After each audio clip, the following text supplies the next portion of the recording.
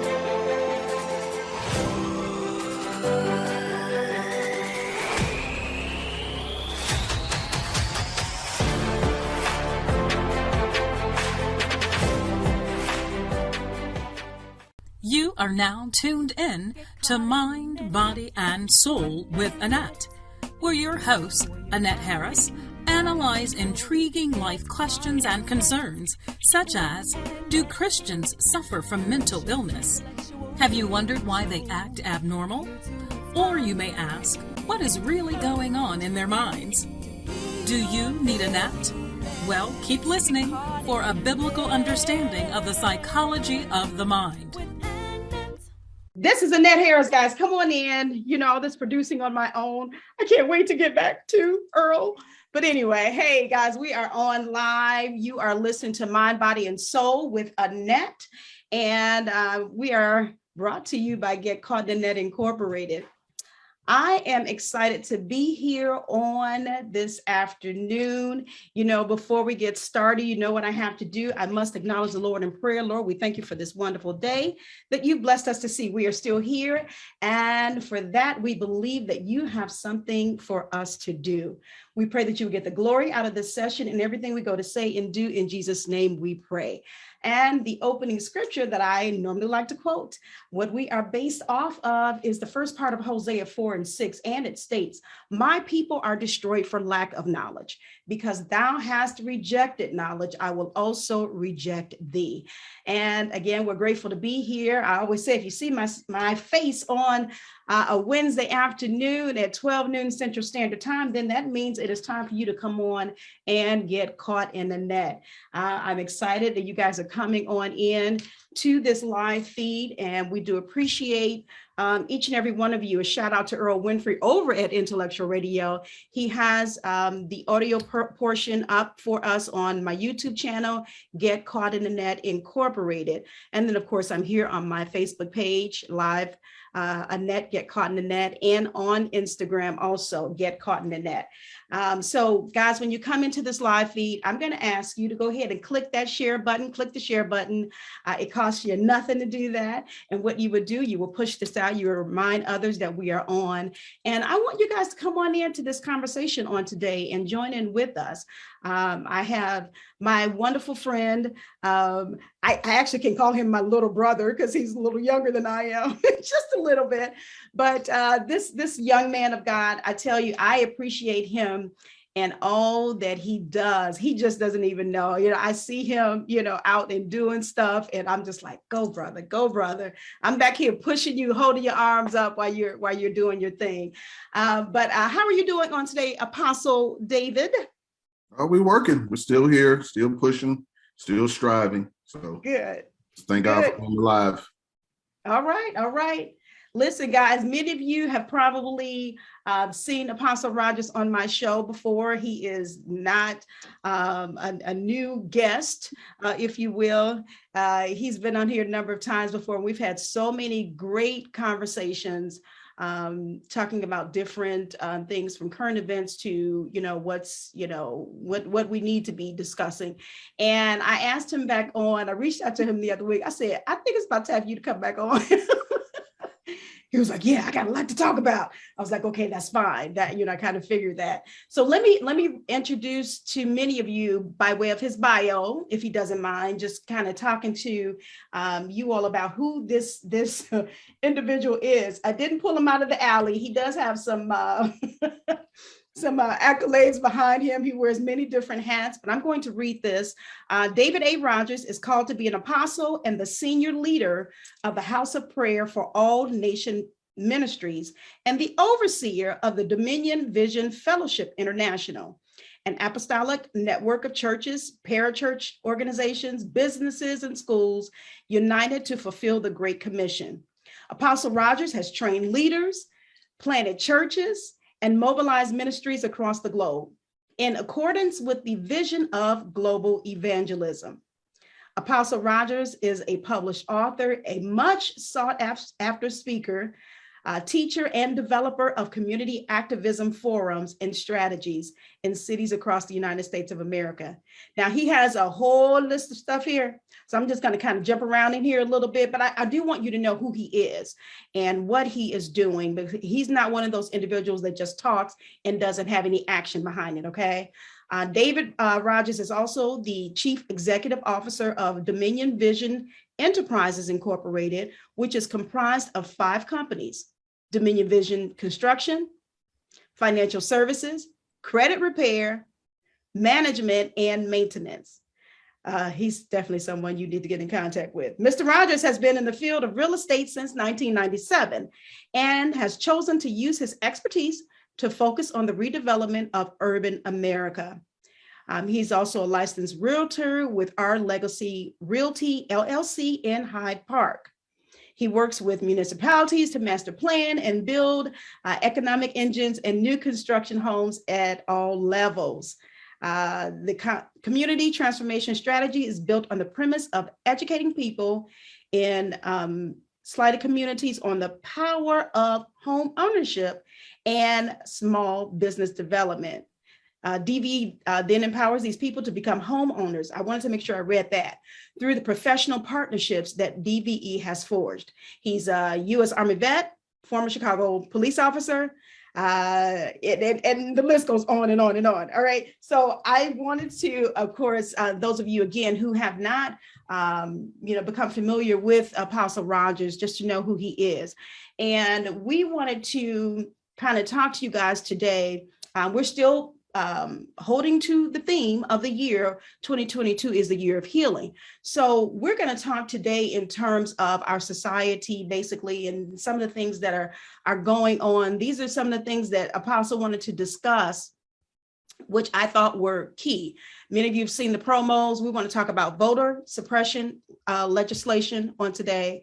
And then also this Black man versus Black woman war, as he puts it. When he mentioned that second, I'm like, wow, okay, I was a little bit green, behind the ears with that. So I'm going to learn some things about this today. I know kind of what he's talking about, but I'm going to learn some things on today as well. So again, I want you to join in on this conversation with us on today. And so let's just jump right in, Apostle. We want to jump right in. We want to do the voter suppression first. Yeah. Okay.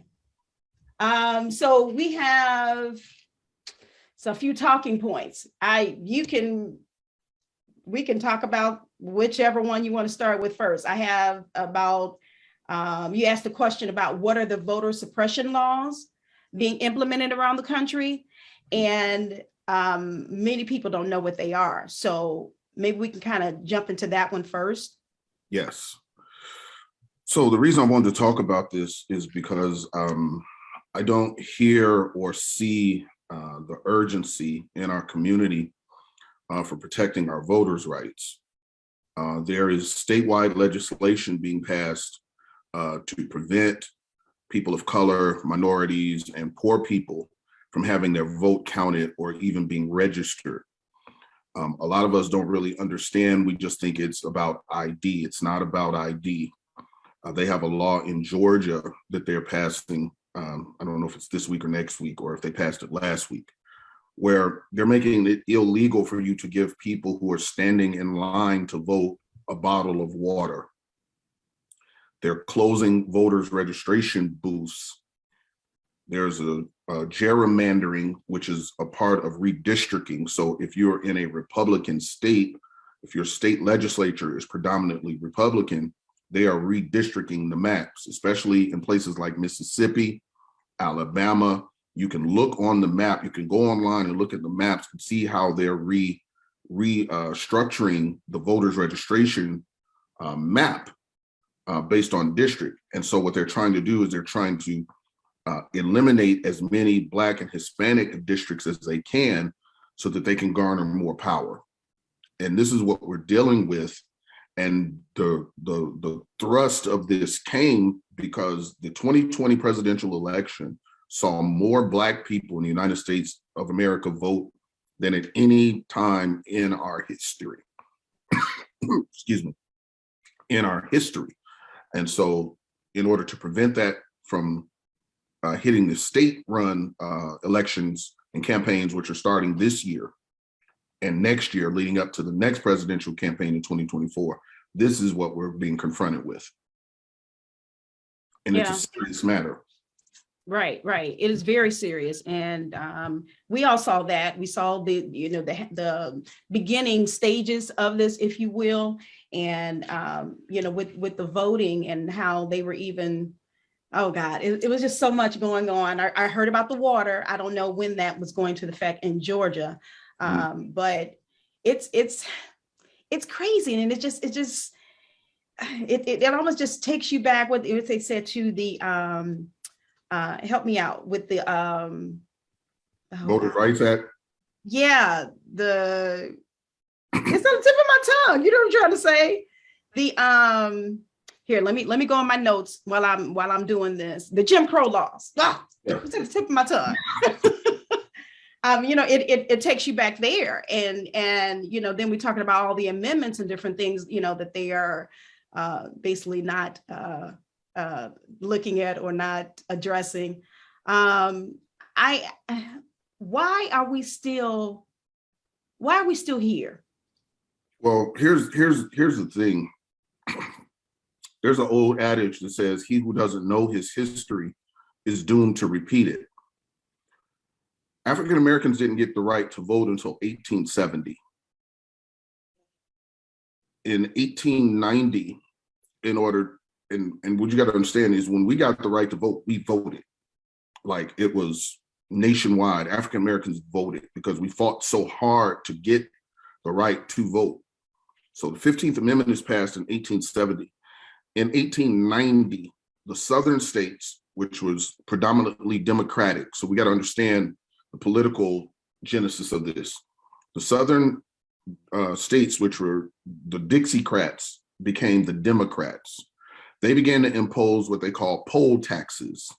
meaning if you were going to vote, there was a tax that you had to pay. Of course, this only applied to African Americans who were former slaves. And then they began to, every year you had to pay this tax. And if you missed a year of paying your tax, when the election came, they wouldn't allow you to vote. So then we paid our poll taxes. Then they moved to what they called literacy tests, because they made it mandatory, because you gotta understand, at this time, African Americans are not allowed to go to schools. So we had to start our own schools. And because they deemed our schools subpar, they didn't deem us literate. So then they created literacy tests. Now here's the test they asked my great grandfather when he returns back from World War I. One of his literacy test questions was, how many bubbles are in a bar of soap? That was a literacy test question. So that was the stuff that they would ask. And if you did not pass that test, you would not get your voter's registration card. You would not be admitted into the voting booth. And so the germination of that in 1890 is now manifesting now in 2022, because we're being treated as if we're not American citizens, as if our vote needed to be legislated. And so because we don't understand our history, we're not making the proper arguments. I'm an American citizen. I have the right to vote. So I don't need state legislators to tell me that I can vote. I was born an American citizen, and along with that citizenship comes the authority and the right to vote per the 15th Amendment, which gave African Americans the right to vote, the 24th Amendment, which was the Voters Registration, the Voters Rights Act, which wasn't passed until 1965. So we've only really had the full measure of our voting power, even within the national context, since 1965. Now, Malcolm X is assassinated in 1964. Martin Luther King is assassinated in 1968. John F. Kennedy is assassinated, and Robert F. Kennedy are assassinated at this time. So this is how close we are to finally realizing our ability to vote and to run for office. And so this is why I'm trying to wake African American people up here in this country to protect our Voting Rights Act, because they're treating us as if we're not even citizens. Yeah. And you mentioned earlier about, how really all of this, got started with the voter suppression because of, we knew to come out and vote. Mm-hmm. And it was an actual, the individuals that came out, it was a great showing. But yeah, we need to understand. We need to, see, look. That's why I love listening to you and following you, because you will bring out these points, key points that we need to learn and understand and know, so that we will know how to, address things and not just throw it under the table and think that everything is still okay. We need to see what's really, ahead of us. And we've got to show up at the state level elections. We have to show up in mass at state level elections. What is going on in your state legislature, your state House of Representatives, your state senators, your state representatives, these individuals wield a lot of power in terms of budgets that hit your city or don't hit your city. Here in Chicago, our state legislature is in Springfield, and they're determining how much money comes to Chicago. And we're not properly represented in our state legislature. So the money that we're supposed to get to impact things like public education, mental health. Illinois is the #1 state in the union for defunding mental health. Yes. The #1 state. So where in the city of Chicago, we used to have 12 mental health facilities. Tinley Park used to be open and Rockford used to be open. All of them are closed except for 4. They're defunding mental health, while at the same time, they doubled the budget for state incarceration money, state prisons. They're building brand new 3 prisons out in the Quad Cities, brand new prison, $192 million, 3,000 beds. So we've got money for prison, but we don't have money for education. So this is why we have to have voters and people that vote at the state level. And this is across the board, across the country. I totally agree with that. And you're right about Illinois. I was very upset and still am upset about all the mental health institutions that they closed down in Illinois. And, I was reading, when it was happening, it wasn't because they couldn't afford it. Yeah. It wasn't that. So I'm like, okay, and then where do you think these people are going to go? These individuals that need this care, mental health, they're going through crisis and various things. Where do you think they're out in the streets? They're doing this, that, and the other. They're robbing people. They're going through, they need help. They need that assistance. Here's what's scary. 60% of prisoners in the state of Illinois are suffering from some form of mental health. They're sending them to prison. Yeah. So the prison pipeline from third grade to the penitentiary is the track. And if you're suffering from mental illness, they're incarcerating you. Now you become a victim in an environment full of criminals, and we're not on board. We're not having the conversation. There's not an outcry. Right. Because most people don't know that these mentally challenged people are being incarcerated. They're not being treated at a mental health facility. So yeah, that's true. And what you just said would kind of answer some questions, because some people are all, and I'm just throwing this in here, guys, don't jump on me. But a lot of times people, when they see crimes or whatever, whether it's the mass shootings or whatever, a lot of times they'll say, oh, somebody's mentally ill or whatever, and they get upset because they're like, why do you always label them as such?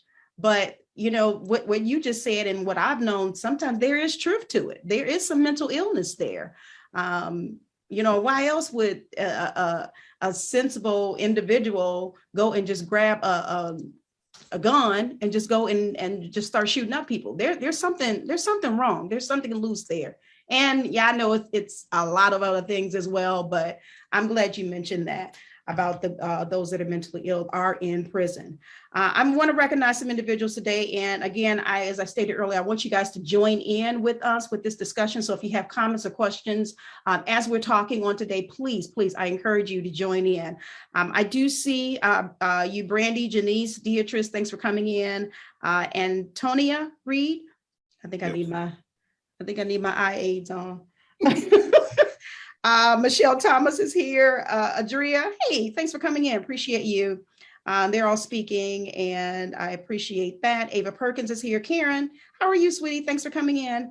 Let's see, Marilyn Goolsby, I hope. Evangelist Marilyn.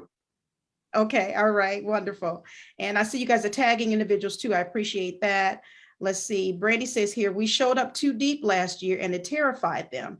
Trust and believe we'll find ways around that. No handing out water thing, excuse me, as well as other restrictive laws that they come up with. Yeah, Brand, that's what we're looking at now. Renita Dorsey is here. Thank you for coming in. I appreciate you. I'm scrolling down to make sure. Antonia says, but they want us to pay taxes and not deem us citizens. That's very true. Oh, my auntie. Hi, auntie. Thanks for coming in. My aunt Robbie. Apostle Dion is on. Thanks for coming in. I appreciate you. Let's see. And you're going to have to help me with that name again, Apostle Rodgers, the one I asked you about earlier. Marilyn Gooseby or Antonia Reed? No. The one begin with an L. D Reed, L. Oh, Dr. Neural Reed. Okay. Thank you. Yeah. I'm not even going to try and pronounce it, but I appreciate you coming in. I'm glad you found us. Let's see. Miriam Cooper is here. Thank you. Grace and peace to each of you. And thanks for joining us. And thanks for those of you that have shared. I see you sharing and I see you tagging, so I appreciate that. So, we're talking about this voter suppression. And the different laws. Before we get into talking about, and you've kind of gone into it, because I was pulling up some information on it, Apostle, about the different laws. And I'm not sure if this is what you were referring to. They had the grandfather clauses, and then I don't know how to pronounce this, BRNOVICH versus the Democratic National Committee. They're talking about the Supreme Court ruling here. And there was also another law they're trying to pass in Georgia, talking about barring morning voting on Sundays. And of course, those would touch those, African-American churches, because after church, they would go and vote. So that's one of the things that they're trying to institute as well. So here's the thing. We have to be more proactive in our understanding of our power to vote, because there's a subtle movement in social media and Clubhouse that people are saying, oh, our vote doesn't count and all this kind of stuff. Listen, they would not have prevented us from voting for 200 years, then imposed poll taxes, then imposed literacy tests, and then imposed segregation and the African slave codes, and did all of this work up until 2022 to suppress our vote if it did not count. It counts, it matters, especially at the state level, these state level elections where we're determining judges. So let me hit our audience with this, because we don't get this. Judges that sit on the appellate court are voted in. So the people that are giving your sons and daughters 80-year sentences for first-time felonies, and giving police officers that murder us 7 years and only allowing them to do 3.5 of that 7 for murdering us, these individuals are elected individuals. So when you fail to go and find out who these judges are, what they represent, and you just ignore that on your state ballot, you might be empowering a Nazi to send your kid to the penitentiary for 130 years, but then he's going to give this police officer a pass because he's funded and supported by the FOP. So these things really, really matter. We're trying to figure out why there's so much crime in our cities, because there's an imbalance of power. People who don't live in our communities have very much sway in our communities, and then they have the ability to take a kid who's suffering from mental illness, gets involved in a crime, can't afford an attorney, so they give him this state-sponsored guy who really doesn't care, get him to plea, and you're going to give him a maximum sentence. There's no psychological evaluation done on these kids. I'm talking around kids 18 and 19, and here's why they target that group, because that group between 18 and 25 almost always vote Democratic. Yep. The millennials almost always vote Democratic. And so this voter suppression at the state level across 19 states in the union is designed to keep the millennials from voting. There's, I think they said almost 18 million 18-year-olds between now and 2024 that'll be of voting age. So the power shift that the 18-year-olds can enact on this country, that group between 18 and 25, that group can shift the entire political dynamic of our country. But of course, they're sending things their way in terms of music and all of these kinds of things, crime, drugs, alcohol. They've legalized marijuana. They're doing everything they can to rob this generation of their mind so that they don't step into the power that they're supposed to exhibit and demonstrate in our nation politically. You said something there when you talked about we need to read up, we need to understand and know. And that's what do they say? If you don't want a Black person to know anything, put it in writing. And I'm paraphrasing, but you know what a book. But yeah, it's sad. So, there's a lot of teaching that needs to happen. Yeah. And a lot of receiving of that teaching as well. Let's see here. I'm a firm believer in writing our representatives, senators, and congressmen with our expectations and concerns about our communities and issues. That's from Ava Perkins. Yeah, that's good stuff. I'm sure you would agree with that too, Apostle. Absolutely. Yeah. But what do you say? And I'm kind of stay on that a little bit. Her comment. What do you say to those individuals who feel that, oh, there's no need for me to, or there's no use. If I do that, nobody's going to hear me. Nobody's going to pay attention to me, writing a letter. There could be many individuals writing letters. They're not going to pay attention to what we're saying. What would you say to that? Well, here's the thing. I've been going to Springfield since 2002. We first started mobilizing. to go down to Springfield. The last thing a politician wants is bad press.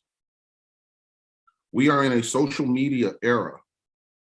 And so your voice, your influence, your ideology, your philosophy, it really counts because you can educate and you can mobilize people physically or on social media about issues and about things. Instead of getting on social media talking about 50 Cent is overweight, let's talk about our state legislator. Like, we are so dumb. Like, we got people crawling up crates and all this kind of weird stuff. And we use social media for all this dumb stuff when they're really, really heavy issues that need to be articulated and mobilized on in our community. The disparity between per student cost from Wilmette to Cook County. Public schools in the state of Illinois are funded by real estate taxes. So here's something we need to understand. Well, I do real estate for a living, so I'm going to make this connection of why we have to be homeowners. When your community is blighted, meaning you have vacant lots, vacant buildings, dogs, rats running everywhere, and your community is blighted, the absence of those real estate taxes go to incarcerate your kids because they're not going to convert a non-taxable asset into education. They're going to convert it into incarceration. So if you're not there to vote, because they're counting how many people vote in an area, Roseland, Inglewood, South Shore, Chatham. So where they see mass people voting, they know those people care, so they convert those dollars into education. So when you go into a community, a good community, that community is good because they have good schools. There's a family dynamic there because people are working. When you go into a poor neighborhood, you see the blight because the family is broken, the economic engines are not there because there is a lack of investment. So then they take their money, which should be given to public schools, and then they give it to the 27 state prisons in the state of Illinois. So we have more state prisons in the state of Illinois than we do state colleges. And it's because we won't participate. So we say they're doing things to us, but the power that we have, we won't use it, we won't demonstrate it because we're too busy engaged in dumb stuff. Who don't like who, and we're all in whose marriages and all this kind of weird stuff on social media, instead of using it for the purpose of mobilizing our people so we can exert power, because this is a power issue. It's not just a color issue, it's a power issue. And if we don't understand, slavery was about power. I'm going to use my power over you to make you work for free to enrich me and my family for 1,000 years while you stay under the gun. And if we don't understand the power conversation, we're going to keep lowballing ourselves. We're going to keep being disconnected from the things that give us power. Right now, we have a presidential election in 2024. Joe Biden is about 498 years old. Who's supposed to be running? Why are we not having that conversation? We're watching the Republicans stonewall the Senate. So who do we have in our community out of all of these brilliant Black bodies and these HBCUs? Who are we vetting and preparing to be the next president of the United States? We just can't go, oh, Barack Obama was in office for 8 years. Okay, that was the first and only Black president out of 46 presidents. When do we say, okay, we need to start exerting power? And so that's what we got to work on. Ooh, I love it. You talking today. Now y'all see why I have him on here? I'm telling you, because he makes you think. And you're so right. We will get hung up on, just all the fanfare of social media. And, I'm not telling you not to, enjoy yourself and not to laugh or whatever. But when that takes you over, and that's all you're focusing on, and all this stuff is coming down on us, you got this voter suppression, for it, they'll be saying you can't vote, That's what it's so, you have to, and I thank you, Ava, for making that comment about, you believing in writing your representatives and different ones to get out there, try to make things happen, try to understand, we don't have to live like this. We have a voice is what I'm trying to say. We have a voice and we need to use it. Let's see. Antonia says you have to, I'm not sure if you have to do your homework. I think you missed the word. You have to do your homework on these judges. Yeah, that's so true. And not just when you go into that voting booth. Okay, I'm just going I'm just gonna vote for all these on this side. And that's no, I take my time. I will go online, and you know, you can go online and look them up and see what they stand for. And I take my time before I go into that voting poll and vote. Let's see here. Other comments. Yeah, yes, Antonio, we need to do our research and on all we plan to put in various offices and judge benches. And Janice says, yes, it is so important to vote on the state level and also to take part in these meetings that they're having. Working in politics for a number of years, these are some things people don't pay attention to, and they should. That's good stuff. That's good stuff. My uncle taught me that there is power in the pen. Uncle, you're okay. Thanks, Ava, for sharing that. Anything else? Although they're enjoying you. Hey, buddy, thanks for coming in. Appreciate you. Ownership has power. Ava says, yes, I agree. Yeah, this is good stuff. We have to take this in. And this show today is not just so I can say we had a conversation.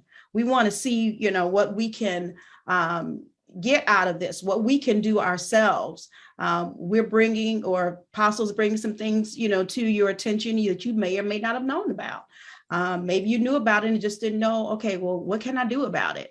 So this, you know, we always try to, you know, have a resolve, find a resolve if we can, when we're on these shows. Ava says here, driving a Cadillac while living in the ghetto, take that money and buy a house and drive a Chevy. Okay. All right. Let's see here. Okay. What do you want to go? Do you want to go into the amendments, or you want to say more about the voter suppression? Well, I want to say one thing to pastors. We need pastors to begin to cooperate and collaborate in getting voter registrars in your church signed up so that we can have voters registration drives in our churches. We need to have some political conversations in our churches. Thank God for Jesus and the Holy Ghost and angels and Moses and all of that. We need that.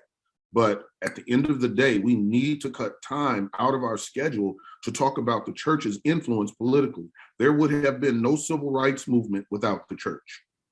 So let's not act like the church is irrelevant because there's this move. The church is nothing. The church don't do nothing in the community. The church ain't this and the church ain't that. We're having all of these conversations. We forget that Dr. Martin Luther King was a pastor. He pastored Ebenezer Baptist Church in Atlanta. He also pastored a church in Birmingham. So when I was in school in Selma, their strategy called the Poor People's Campaign. And I met every Tuesday, all the pre-seminary students would meet with the pastors who worked with Dr. King on the Poor People's Campaign. That's why I became so political. This was in college, because I didn't know. In Chicago public schools, all we learned about Black history is Rosa Parks sat on the back of the bus, Dr. King had a dream, Malcolm X said any means necessary, and Marcus Garvey made the peanut. I mean, that's all we knew about Black history. So I thought that we was just slaves. I didn't know anything, and we struggled and got beat up and lynched. And I learned that side. But when I got to Selma and I learned what we were actually doing in building banks and funding historically Black colleges and universities, funding medical centers, and really pushing and promoting our power, it gave me a sense of pride and understanding that, okay, we were just not victims in this situation. We were fighting a war. And this is a real thing that we have to adjust and we have to adopt mentally, that the church has the power to push this nation into a place of healing. But we have to have pastors that are educated, pastors that are committed to what's happening politically. We have churches here that are in wards, you don't even know the alderman, but the alderman has a budget. The alderman has care of a vacant lot that's right on your church that you can take and build and help the homeless. You can help get your children trades. There's a lot that we can do from a pastoral level in mobilizing people. We can't be, whatever, I'm about Jesus is my president and all this kind of stuff when they're passing legislation that are hurting us at very real levels. In your city, if you don't have power, you can't even get a building permit. Now here's pastors need to build new churches and all this kind of stuff. You're not represented down there. They don't even know you. They sick of seeing me in Springfield. But every chance I get, I'm going down there. And I'm gonna be in their face until y'all do what y'all supposed to do. And that's the accountability. Yeah. Okay, I love that. I love it. And you were talking about pastors. Ava says she thanks you for including the pastors. Why did you feel that it was important to talk about pastors? I think I have an idea why, but I want you to talk about that. Because it's an unused resource. We have some amazing pastors around this country that are doing amazing work. And because they're not looking to be famous, they're like looking to have their name in lights. A lot of people don't know what pastors go through on a weekly basis, how many times we pay rent, car notes, how many times we travel with your kids to colleges to help them get in schools, and all the stuff we do to hospital visits, doing funerals, marriage counseling. And so pastors need that support, and we need that ability to move within the community, because most of the good pastors that I know are really concerned and invested in the community. But what's happening is they don't have the financial means to push their vision into manifestation, because we're not having these political conversations, we're not having economic conversations. And because we don't know how this wheel turns, we just think that, oh, God is going to make a way. Okay, well, God, the Bible, Deuteronomy 8:18, it says, it is the Lord that gives us power to get wealth. The scripture that you use, Hosea 4:6, has been my mantra since 1991. My people are destroyed for a lack of knowledge. It's not a lack of Holy Ghost. It's not a lack of prayer. It's not a lack of praise breaks. It's a lack of knowledge. And what we don't know, the ignorance that we carry about political power and economic power in our communities is what's destroying us. And there's no place on earth outside of the church, where in football games, of course, but that's not a political thing. But the church is the place where you can get 100 people in a room and educate them. You can empower these people to become a voice, and you can move all these people in the same direction. So we get 10, 15 pastors in every city to stop fighting each other and really begin to collaborate. We can really make some headway in our churches. I love that. I love that response. That is so true.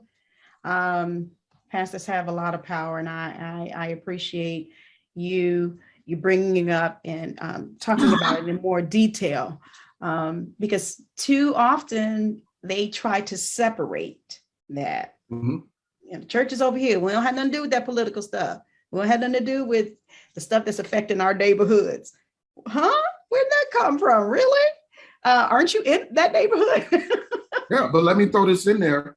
Most pastors, because they haven't been taught, have created their church under the 501c3, which means you can't speak about political stuff, or they'll take your 501c3 tax exemption. But what you don't understand, anybody can go look this up, in the IRS codes, which were formed in 1933, churches are automatically tax exempt. You don't have to be a 501c3. A church can own a 501c3 not-for-profit organization like our church does.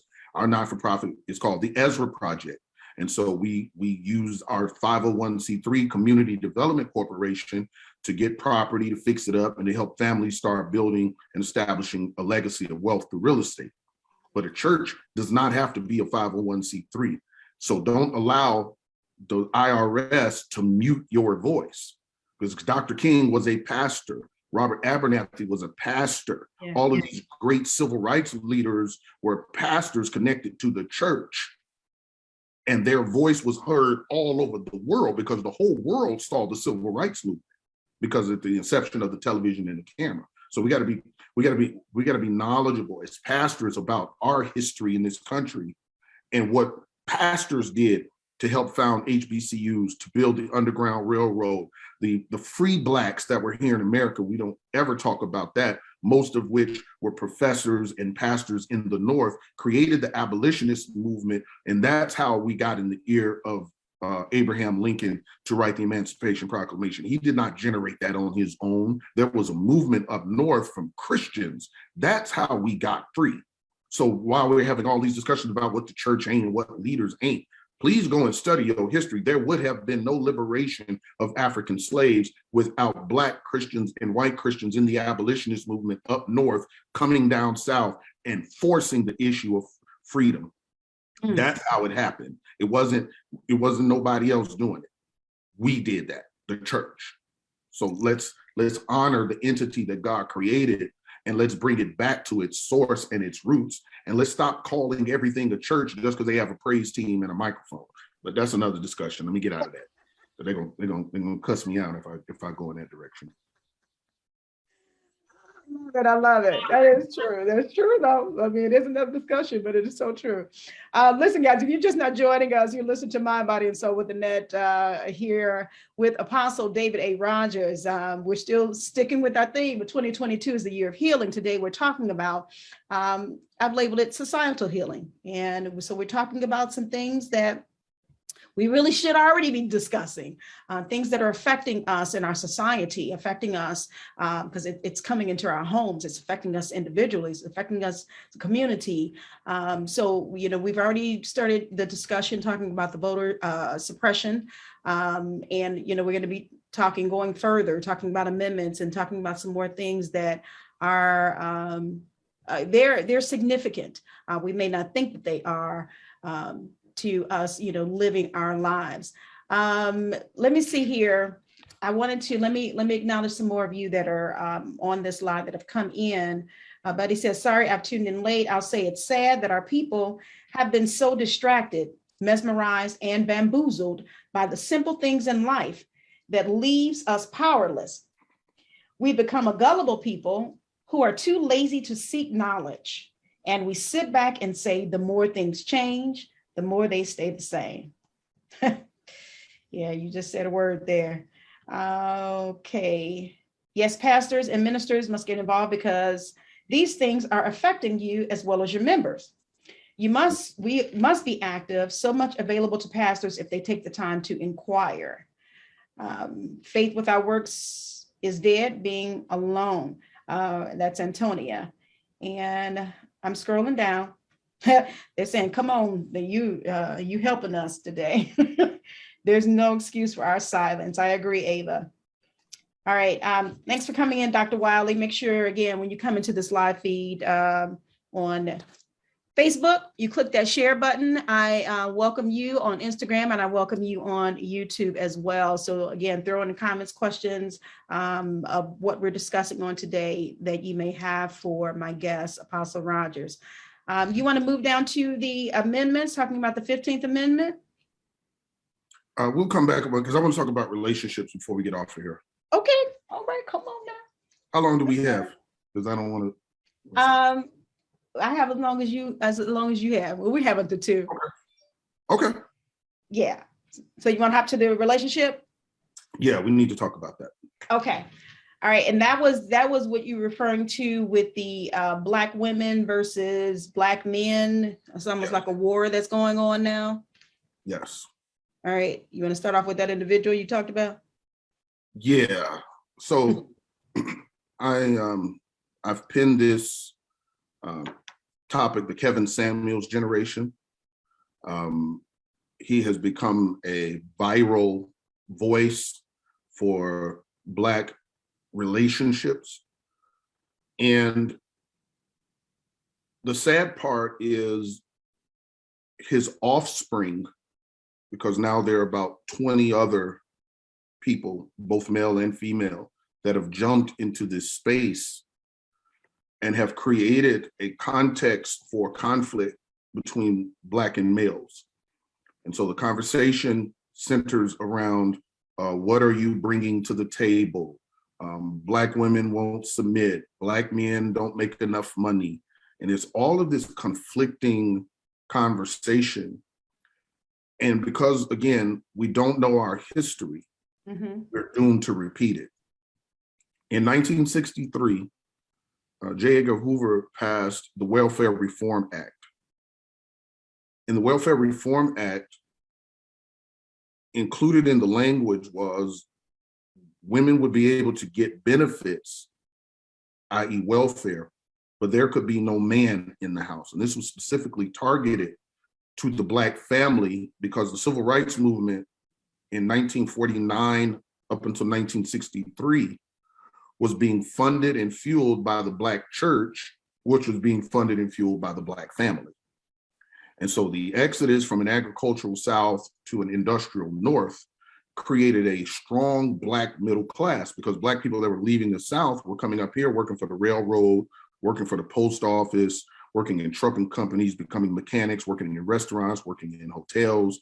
And so as integration became more and more prevalent, then the power of the Black vote, because the Black family now had strong, financially sound Black churches that were supporting the NCAA, the SCLC. And so the strategy came down, okay, if we're going to destroy the Black church and the Black political movement that is being funded by the Black church, we've got to wipe out the Black family. And so in 1963, the Black leaders were all assassinated. This is what we got to understand, because we have a generation that don't know these things. They come on the scene and they want what they want in a relationship, but they don't understand what happened to relationships. And so they assassinated all the Black leaders and they replaced them with Black gang leaders. They initiated the Vietnam War to bring heroin into New York. So there was no real war in Vietnam. Your listeners can go look at the Gulf of Tonkin, Tonkin.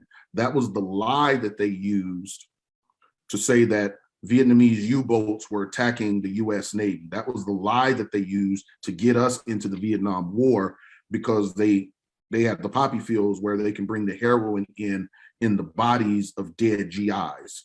And then they sent that out to New York, because New York became the think tank for Black thought.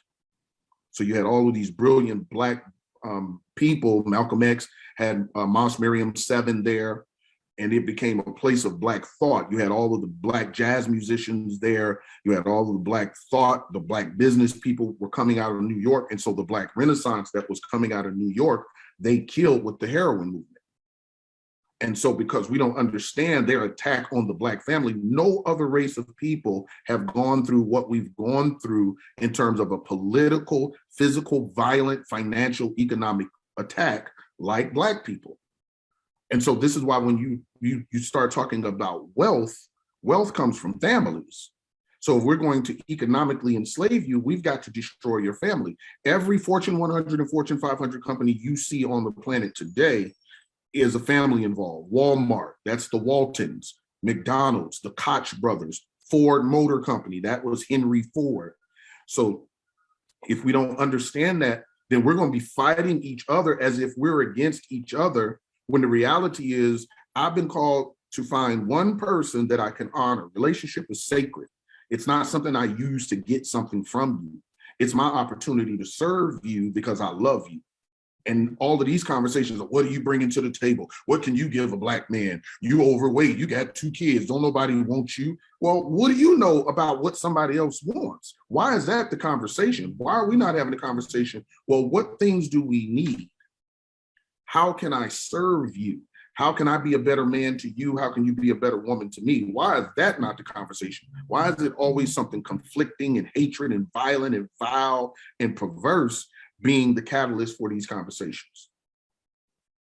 Because that's what's selling. And it's selling because you said we don't know the history. We don't understand. And no, people are they're migrating to individuals like Kevin Samuels. I said his name right? Yes. And I didn't know it was, you said it was about 20 others that have kind of hopped on that bandwagon and done their own thing. I didn't know that, but yeah. It is because that's what they're attracted to. They're attracted to, stuff like that. Because I can't for the life of me, when I first heard about him, I couldn't for the life of me understand why individuals, male and female, keep going back listening to him. I don't get it. I don't, but you broke it down. Go ahead. But it's going back to the political thing, and that's why I want to mesh these together. The attack on the Black male in this country is 403 years and counting. So if we don't understand that, Kevin Samuel is filling a void for the lack of Black male leadership, because he's saying things to women that your dad was supposed to say, but dad wasn't around. And so that bravado that he uses, because some of the stuff he's saying is not a lie, but he's chosen to use his words in a certain way to gain his following. So it's a very masterful psychological thing that he's doing. And this is why I wanted to tie this in to what you do in mental health, because I've been working for the Christian Coalition for Mental Health for 7 years. And so I was coming back from Tampa a few years ago. I had a minister in Tampa, and I'm sitting next to this guy, and he opens up his laptop, and he's studying post-traumatic stress disorder in Roseland from kids from 5 to 18 who are fatherless. And his report said, this is what I'm talking to this guy on Southwest Airlines. He says, fatherlessness releases post-traumatic stress disorder at the level of a Vietnam War vet doing 4 tours in Vietnam. That's what's happening to our kids, because fatherlessness is what he calls a reoccurring trauma. Every day they wake up that their father is not there, it re-injures the trauma. And so when you're looking at violence in Chicago, Detroit, Philadelphia, Boston, Atlanta, Memphis, Oakland, California, Los Angeles, California, when you look at those places, you can track the level of violence and mental disease and health to fatherlessness, dropouts, teen pregnancy, runaway, drug addiction, alcoholism. All of these things can all be tracked to fatherlessness. Yeah. Because in 1963, they determined that the Black family needed to die because it was too strong. It was creating an entity called the Black church that was overthrowing the power struggle in this country that was designed to oppress us. So if we don't understand that, we're going to say stuff like this: Black women got an attitude. Black men ain't making no money, they players. Well, are you trying to date all the Black men on planet Earth, or are you trying to find a husband? Because what are we talking about? And if we're not having the crucial healing conversations that we need to have based on the history of what they've done to us all the way back to slavery. I take it back to 1963 because most people don't know what was in the Welfare Reform Act that's impacting us now. But the slavery, the African slave codes, all of that was the foundation, but it was manifested in a very real, tangible way in 1963, which that reverberation is still impacting us today. My God, I see why you wanted to connect and hop here. We need to understand this. Oh my God. Let me hop over here, Facebook, because when you talk, my mind goes everywhere, and I'm thinking, but that connection is real, and it will go back to, the fatherlessness that, so many individuals have experienced. Those some certain experiences will beget behaviors and so forth and so on. It didn't just happen all, out of thin air. It's because of something. There's always a link there. And if you don't believe me, you keep living, you will understand what I'm saying. LaShawn, I see you on. Thanks for coming in. Comment here, say, I saw firsthand how our human service system did not support families where there is a father in the house. I always believed that this was to destroy the Black family. Yeah, I would agree. And he just said that. Yes, our system does not support the Black family. Healthy Black families are our strength. Brandy says, I keep wondering why anyone would subject themselves to Kevin Samuel's opinion or anyone like him. Yeah, and I was thinking the same thing, Brand, but he just broke this down, to make me understand why it's possible that they could, be continuing to go back to listen to him. And I maybe would summarize it as ignorance, not knowing, not understanding.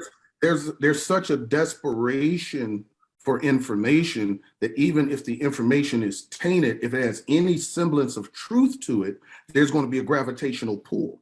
It's like hip hop. When hip hop first started, it started off as a conscious conversation. It was neighborhood journalism because we didn't really have Black newspapers that was dealing with the stuff that we were dealing with in the hood.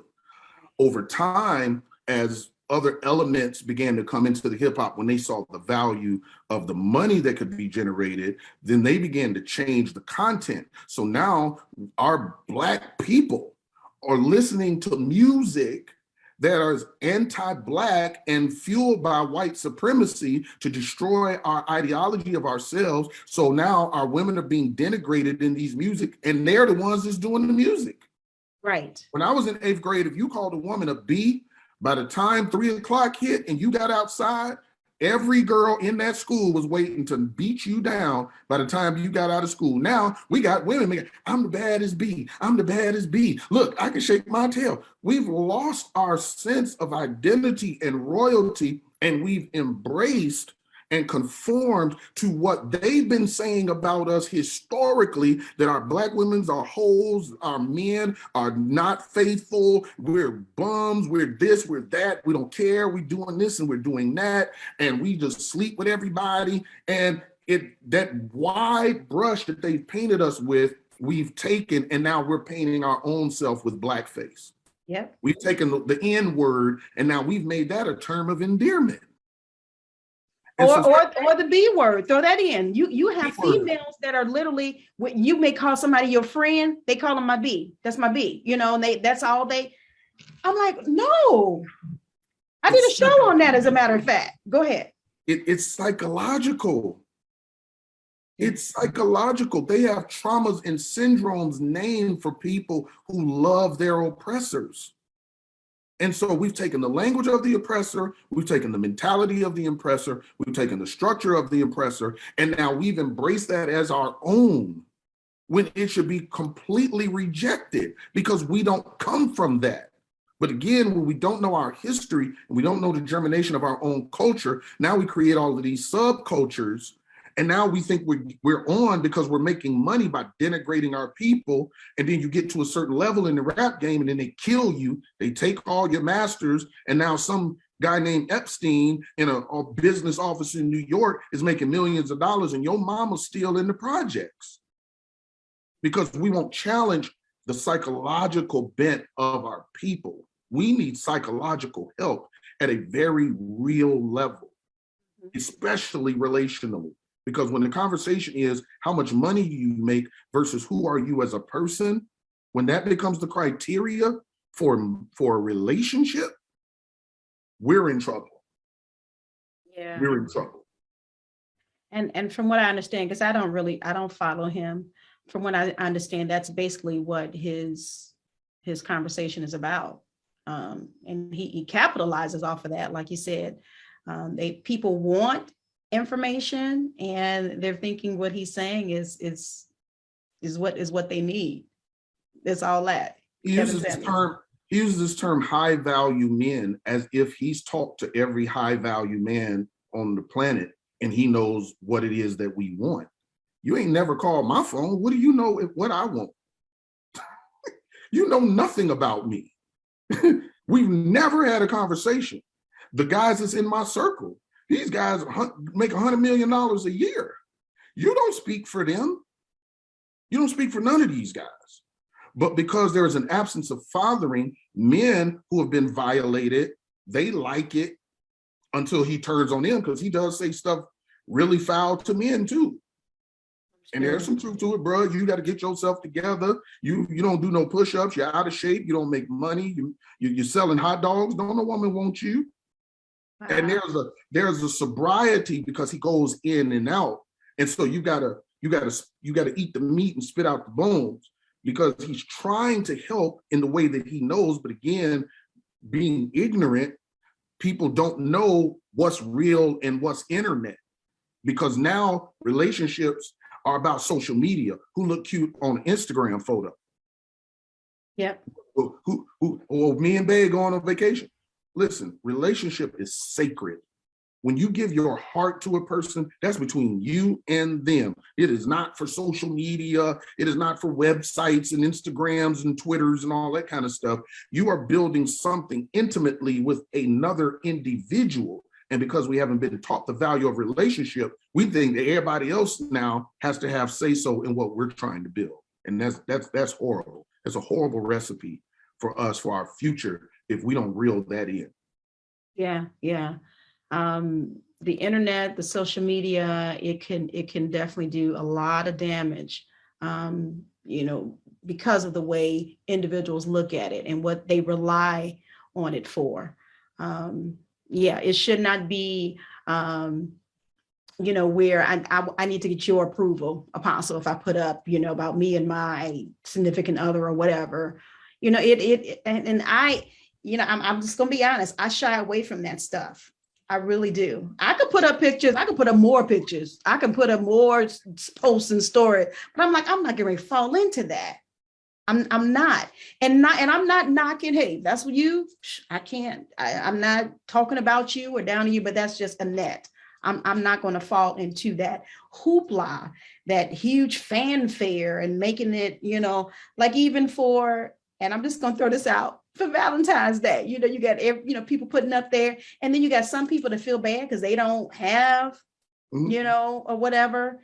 And then you have others that, okay, they put up a post, and I guess it's probably trying to help them out. They said, you see all these people smiling and stuff on Valentine's Day, putting about their cup, but they're not happy, and sometimes that's for them, It's throwing off because we're trying to buy into a fantasy of relationship, and not the hardcore reality of giving your heart to someone will cost you. It's going to cost you.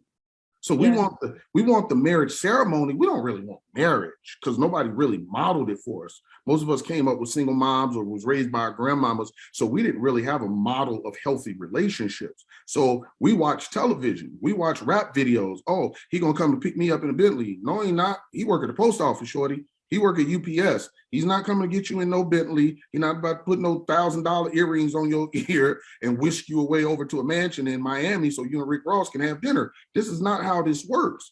Real marriage, real relationship is for the mature. It's for people who are emotionally governed and can value another person. That's what relationship is. It's not what I can get from you.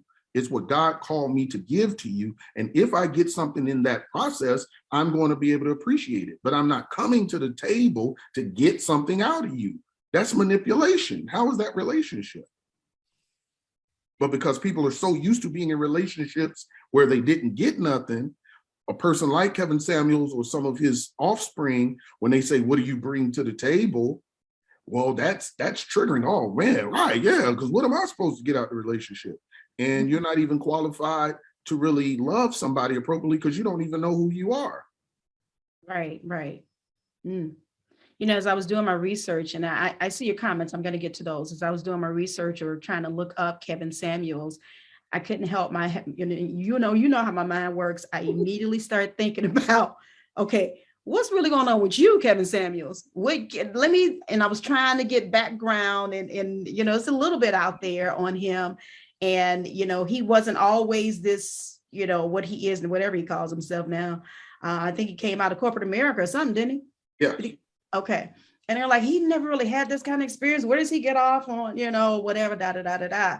So yeah, my mind was going, I was picking him apart. I was psychologically saying, where's this coming from? Why did you feel the need to start this, YouTube and, with this black men versus black women type thing?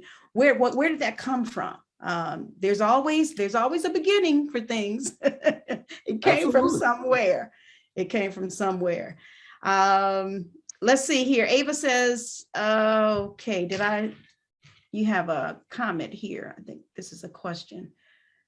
It may be, all right, let me see if I can read your comment. It looks like it was, there was a little history going on here. Apostle, would you not agree that we as Black women and mamas need to support and build our Black fathers and not tear them down? Well, here's the thing. The scripture says that wisdom builds her house and the foolish plucketh it down with her own hand. In any relationship, in any context, there's an expectation, but then there's also a process to get to the expectation. So it's good to say Black women should build Black men. Okay, who's going to teach you how to do that? Who's going to commit the time to investing in you the skills necessary to do that? Because all men don't need the same thing. You don't have to cook for me. I'll go and eat out. So that's not a thing for me. You understand? But if they say all Black men, your way to a man's heart is through his stomach. Okay, I can go to Grand Lux downtown, get me some barbecue baked salmon on the plank, and I'm just as happy. You don't have to cook every day for me. That's not no thing for me. But because we broad scope everything, now we're trying to fit our ministry to our mate, to someone that we don't even study. You went and researched. Kevin Samuels, where did you come from? We invite people in their life, they cute and they got on cologne. Oh, this must be him. No, baby girl, we got to go and study. What do you know about women? Where were you taught how to be a man? Where were you taught how to be a husband? Where were you taught how to be a father? This is before I kiss and have sex and have 5 babies out of you and discover you don't have any other skills. Because we don't place value on ourselves, we try to draw value from what we think someone else feels about us. And that's not the biblical methodology. The Bible says, love your neighbor as you love yourself. So first here needs to get addressed and healed. I got to deal with my own psychology, my own emotional governance. I got to figure out, why do I like this in a man or a woman? And then I got to do the process to mature enough to the level so that if God allows someone into my life, I can give them what they are needing. And then I know how to receive if someone decides to give me something back. But that's not my motive. Yeah. Right. Yeah. Ooh-wee. Okay. I'm scrolling, guys. I'm scrolling. What are you saying? Did they hang up on me yet? They mad? Okay. No, they're not mad. They are enjoying you. My goodness. Did I see, I thought I saw Elder McGee in here. Thanks for coming in. If you are here, let's see. I'm scrolling down. It takes a good father to help balance the home for both our daughters and our sons. I totally agree, especially our daughters. When she has a good father, she looks for those qualities in the man she wants to marry. Boys raised by an involved father become good fathers and sometimes a better father. You want to respond to that? It's the absolute truth. This is why we have to refocus on building the nuclear family. You got to have someone that's competent enough and it has the capacity to exist in your future.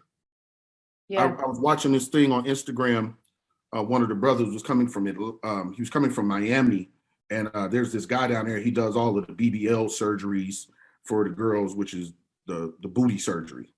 So there's a whole airline of young ladies with shower caps on. They're in the seat on their knees because I guess the surgery hurts their bottom, so they couldn't even sit down in the chair. So they're on the knees. The whole plane is 30 some odd women on this plane on their knees because they went and got booty surgery.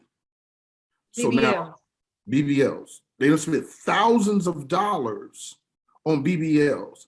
And my question, because I'm a capacity person, I'm wondering how many of them spend thousands of dollars to pay a mentor to teach them how to be a woman so they don't rest their entire femininity on their butt.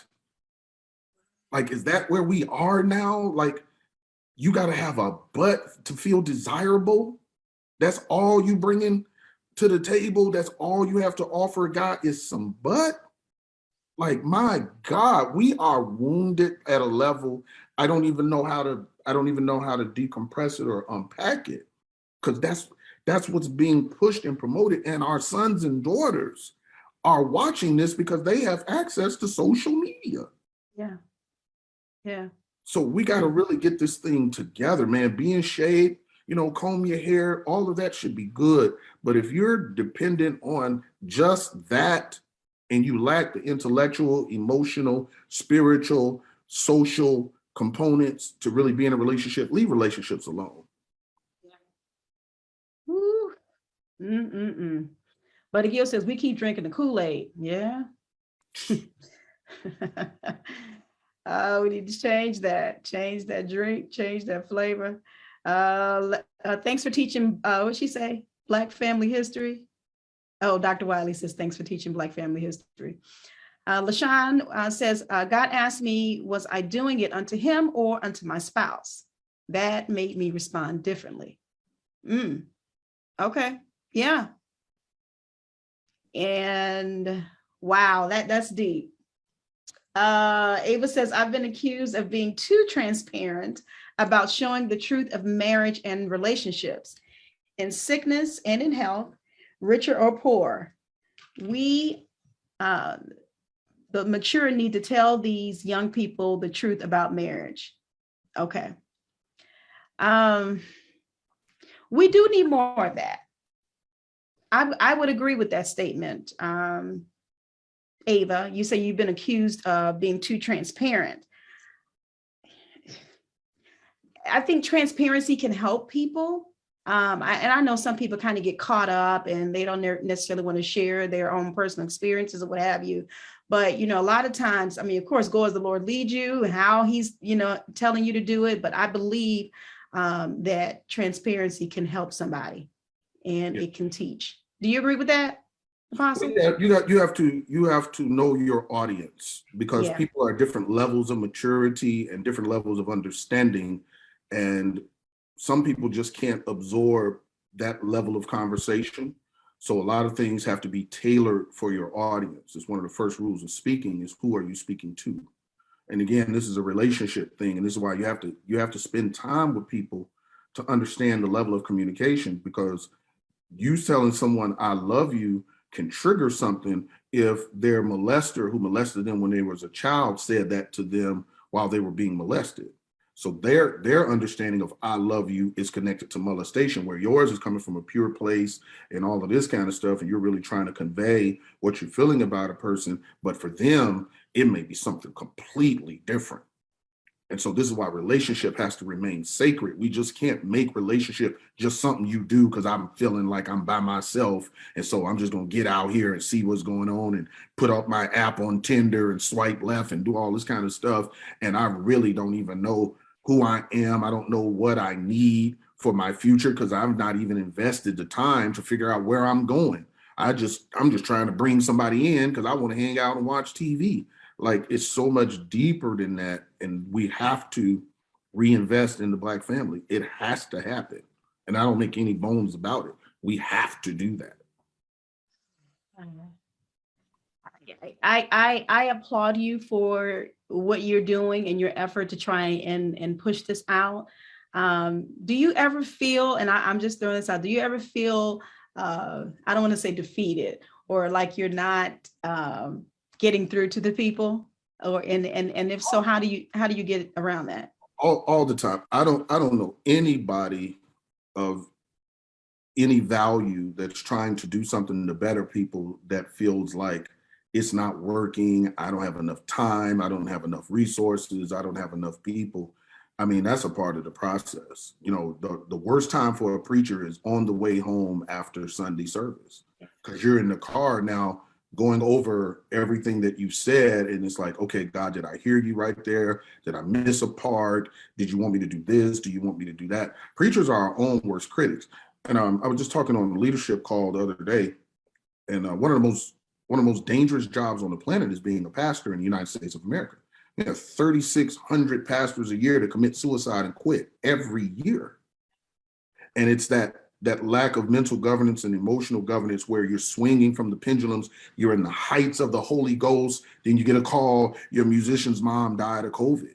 And now you're in the valley. And now you're trying to walk people through stuff. Then you find out your daughter is pregnant. Your son just hit somebody upside the head and is facing a court case. And your cousin is over here, the biggest drug dealer in the city. And you've been preaching to him for 20 years. And then he gets arrested and gets 178 years. And your value and your ability to navigate all of this kind of stuff, it is very difficult. And so you have to be mature to be in any type of service industry, especially being a pastor or a minister of note. You're a music minister or a musician, or anything that requires you to pour out. Even as parents, if you're pouring out to your kids, you got to monitor your levels, because you could be on empty and not know it. And then your 3-year-old do something, and now you going off in Walmart like they just stole the picture of the Mona Lisa off the wall in the museum.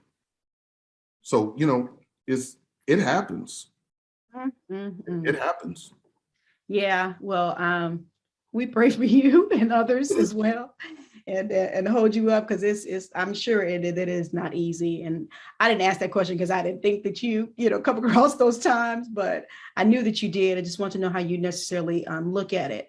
And going back up, you mentioned about individuals who sometimes you may say I love you to them, and then it may remind them of a not so good event. Maybe they were raped or whatever in their past. I actually just did an episode, shameless plug, on my podcast, Mind Mending in the Net, on Monday, because I wanted to do something for Valentine's Day, but I didn't want like the mushy type. I was trying to and hopefully I'm not offending anybody by saying that, but I wanted to do something that will kind of dig into the mind a little bit. And I talked about attachment avoidance. And I was telling individuals the reason why, some individuals maybe wonder why on Monday or leading up to Monday or whenever, why their significant other hasn't said I love you to them, or maybe they don't want to go further in a relationship, or it seems like, they're struggling trying to get this relationship, on whatever level. You may have to do some research to see there may be some history behind that. The reason why. Go ahead. No, I was agreeing with you. Oh, okay. Yeah. I mean, and it's something you have to take a look at. Don't just, automatically just lump everybody into one, lump all the men. Oh, all men are dogs. They ain't no good, and then all women are, sleeping around, or they don't want to commit or whatever. There a lot of times there's some history behind that in understanding and knowing. So if you guys didn't listen to my podcast, make sure you go ahead and listen to that, because I just kind of talked about attachment avoidance and its relationship to Valentine's Day. Let me go back because let's see, there was something else. Oh, Buddy Gill said there's not enough time for the show and to absorb everything that you say, so he wants you to come back. Buddy, he's been back so many times and he will be back. He always has an open mic on my show. And Tony says, I need to ask God for discernment. Yeah, I would agree. I would definitely agree. You have to do that, because relationship healing, I know we said we were talking about societal healing, but, he kind of, turned the corner and we were talking about relationship healing. That's so important. And I think that would probably, answer a lot of questions that individuals, may have.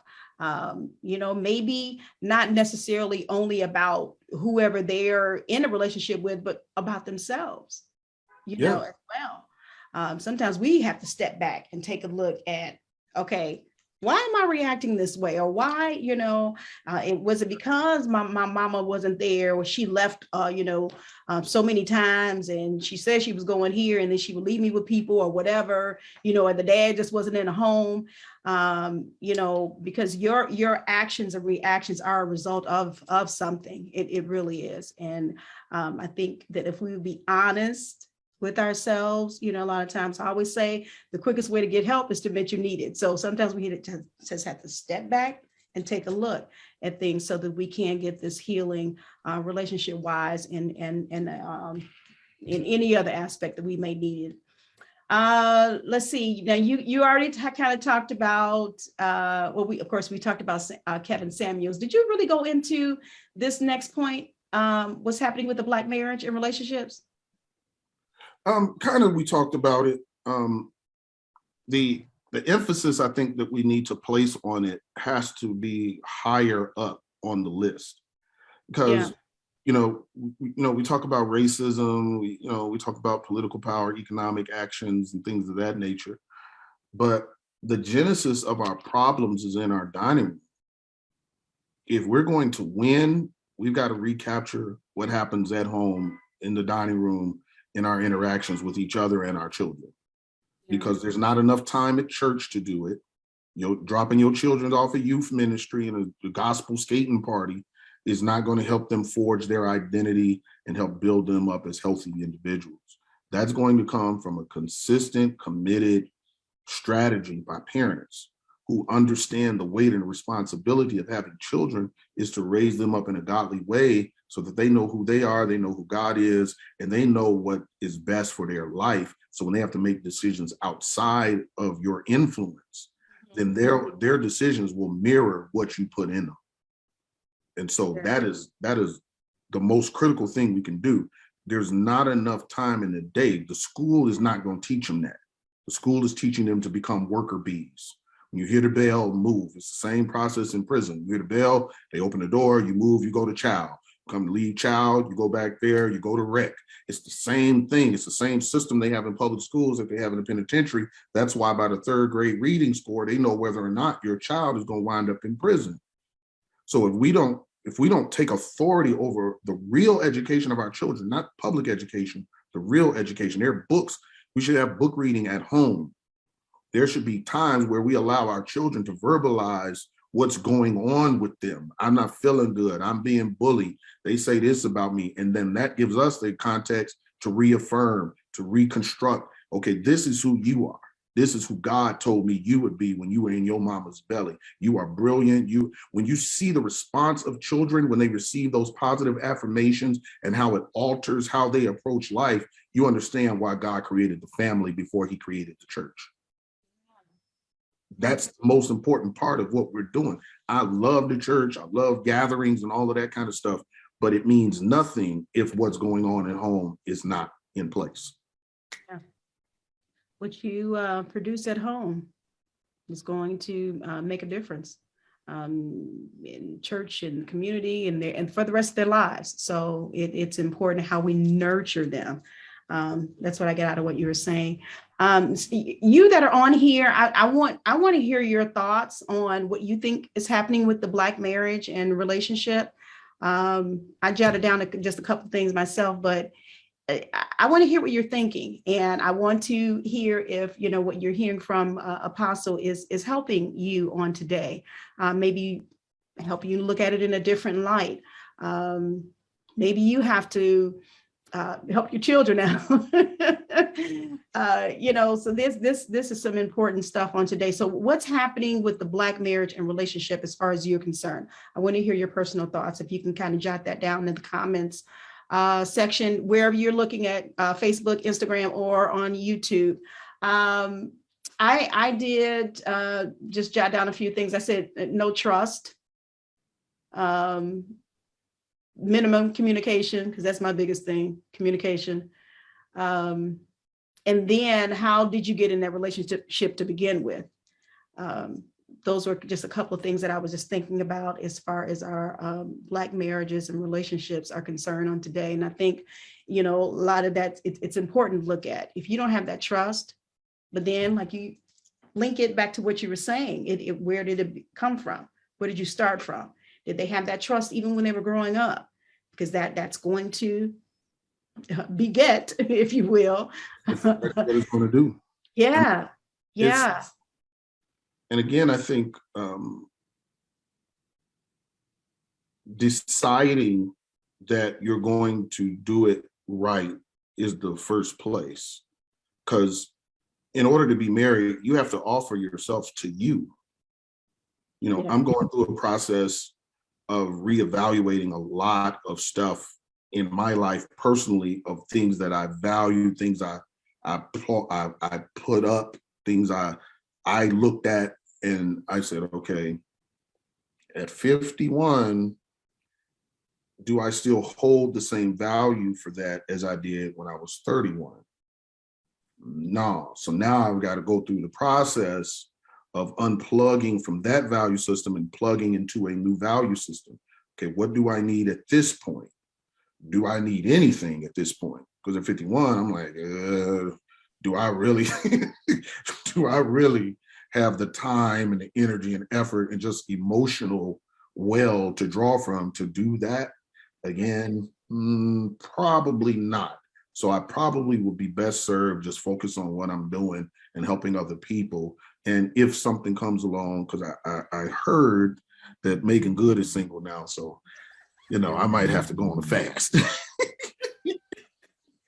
You can go before the Lord, Father. I'll pray in tongues for that one. I ain't gonna lie. I'll go 40-day fast for that one. Because that Right. I would have to get baptized all over again.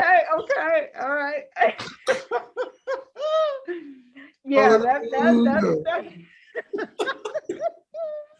I don't know what's wrong with bruh. I don't know. Anybody got Megan's number out there? No, let me stop. Jesus. Oh my goodness. Yeah, but I hear you though. I hear you. You have to sit down and evaluate and see. Because you only have so much time and you only have so much that you can offer. And you don't want to squander that by making bad decisions relationally. So it's better to just be by yourself, keep your peace, get yourself together, work on the things you need to work on. And then if something happens and someone comes along worthy of your time and attention, then you can be able to give them that without the filter of your past hindering you from really accepting something that's great. Right. Yeah, So that's true. Okay, they're laughing at you. I don't know if anybody's trying to find her number for you or not, but let's see here. anybody, I'll skateboard to California. Real quick, okay. Let's see. Mary Graves, I see you, and Jamie, thanks for coming in. We appreciate you. Okay, it looks like they're answering the questions here. Ava says, yes, dinner time was our time to share with our children our family values and then get to know them and their thoughts. I like that. So we will know how to pray and address their concerns. The dinner table and family devotion were a must in our house. Okay. And I think she has grown children now, so she's talking when they were, coming along. Ministry begins at home, says Antonia. I agree. Black marriages put more emphasis on what they look like in public, and not what they practice in private. We say, don't follow them home. There you. That is so true. And then you're just out there, we're just perfect, for all the world to see. Hey, I'm not going to touch that. Let me move on. Buddy Gill says, when I worked at the high school in my hometown, we were able to gain a better understanding of the students once we saw the parents and how they manage their children. Wow. Now that's deep right there. And it does begin at home. It does. You could tell a whole lot by the parents, how they treat their children in public. You can learn a whole lot. You really could. And, whether a child diverted from her or not, like I tell my sisters, sometimes, we're on the phone and we're joking and whatever. And I'll say, mama didn't raise no fool. And then I said, well, if she did, you ain't gonna act like one. But we know that she, how she brought us up and, in the admonition, of God and everything. And she was active, with us. So she wanted us to, be able to develop and to, mature properly and understand what was going on. And I appreciate that, and taking time out with us and talking with us and teaching us, about Christ, not just like you said, drop them off at church. My mom, she would take us there, and then we were taught at home as well. And that's important, and that's key. And that's another reason why I agree with what you wrote on there, Ava. Did you want to address that? No, she's head on. I'm in complete agreement with it. I mean, that's where everything starts. It has to start at home. It's the first institution God created. And so our commitment to be married can't be based off, I can't wait to get married so they could buy me something. Like, right. It has to be, God, you're giving me an opportunity to give another generation the tooling they need to be effective and be impactful. And that's a privilege. Everybody's not designed for marriage, because marriage is a ministry. And I think that if we took it more seriously, then there would be more systems in place to help people prior to being married to be prepared for that type of ministry. Yeah, I would agree. I hope y'all learning some stuff today. This is good. We also lack education of each other. Oh my God, that's so true. We need to learn how to build in the relationship, each other and oneself. If I could give this 1,000 hearts, I would. And it's so true, because, I always say, when you're in a marriage, especially, you have to understand, or in a relationship, you have to understand two different people are coming together. Different ways of looking at finances, different spending habits, different everything. So that's going to be important to be educated about them, and again, about yourself, knowing what is important to you. All of this, I agree with this 100%. And be able to adjust, because as people get older, things change. And most people, they don't like adjustment. They want everything to be when they first met in college in the dorm room at 17.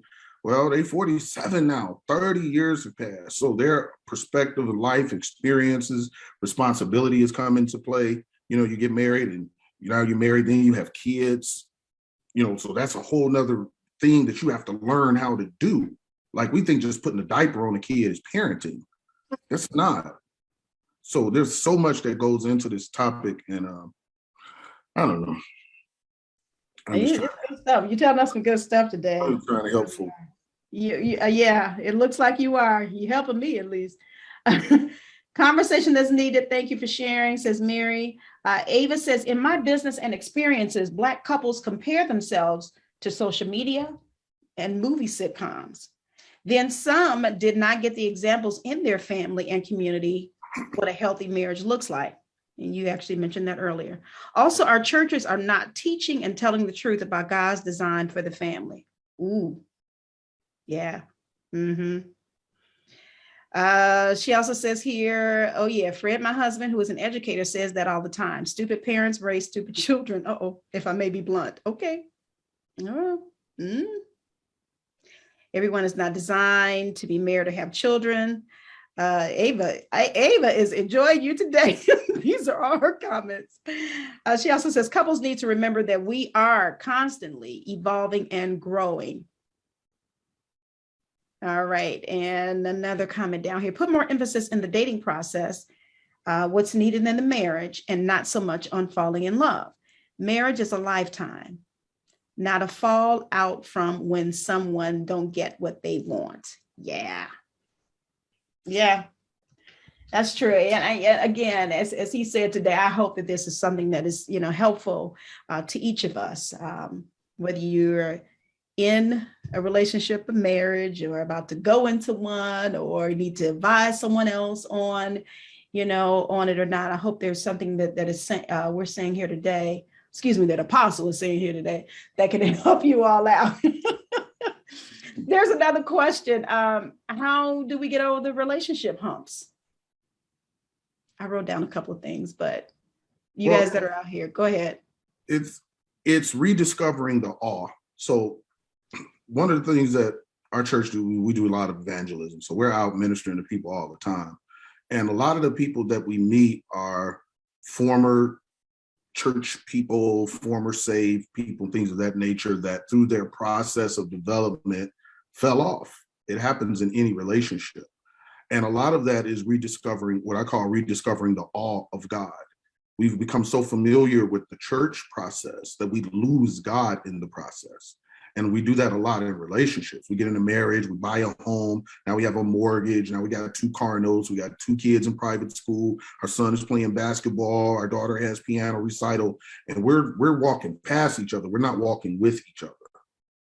And so we lose the sense of the awe and the love because the responsibilities that we've entailed take so much of our emotional time away, and our power and our mentality towards each other, that we look at each other as another responsibility. When you're my opportunity to demonstrate the love of God. So us having to pay a gas bill is not going to be the greatest priority in our house. I have to love you. I want to love you. I'm going to rub your feet if your feet hurt. I'm going to rub your back if your back hurt. I'm going to cook you a meal if you're hungry. I want to serve you because you're the most important part of this. The only reason I'm doing this is because God allowed me to be in love with you and to walk with you to a certain destiny. And what happens is when you don't measure people correctly, you look at people's downfalls and their mistakes as something personal against you. And then now the marriage is growing farther and farther apart because you don't think they care. They don't care about me. Well, how much are you demonstrating? We reap what we sow. So maybe it's your turn to sow something instead of it's your turn to reap something. And you'll get more joy out of giving than you will receiving. And this is why I always put servanthood as the number one priority of a relationship, because the Bible says it's more blessed to give than it is to receive. If you're always in reception mode and you're always the center of what needs to be, identified and glorified and all of that, then you've made yourself God in the relationship. And this is what happens with a lot of people. Oh, they changed over time. They're supposed to change. We get older. Things happen. You're at the age where both of your parents are getting older, and now we got to take care of parents. We just got through taking care of kids. Now we got to take care of our parents because they're older and they're dealing with, physical things and that nature. And now you're a long-term care provider and you're being drained because this is mama. This is your dad. And on top of doing that, you're still trying to find some energy and effort to build over here. Your kids is grown, but they still need to be parented. They still call them pops. I need you give me $100 because I got a gas bill. Nene and them. You still doing that. So if you don't, really honor your mate, they may be going through stuff they may never want to articulate to you because they may not even know how. So you got to be sensitive to what they're going through so you become the medicine and not something else. But I'll leave that alone because I'm gonna get in trouble if I go into that part. Obviously you do what is it, couples counseling, premarital counseling, marital counseling? You do that, right? Yes, ma'am. Okay. Because I heard it all in that. I just heard it. They be mad at me. I'm sure, but you will sit down and make them think. And, I don't know if some of them had to turn it away and say, well, maybe I'm not ready for this right now after you get through. But really? A lot of them, because people come to relationships with preconceived notions on what's supposed to happen. Oh, he's going to give me flowers. He's going to come to my job and he's going to give me flowers. He lives in Skokie, man. He works in Skokie. So he can't drive 3.5 hours from Skokie to Country Club Hills just to give you some flowers. It's like we've already decided what a person should do and shouldn't do. And then if they're not meeting this unverbalized expectation, then that disappointment begins to fuel the dissension. You said, and you told God in front of witnesses that you were there for better or for worse. Mm-hmm. And they didn't bring you some flowers and you think that's worse. And I'm counseling doggone couples where they done got HIV because both of them is cheating. Wow.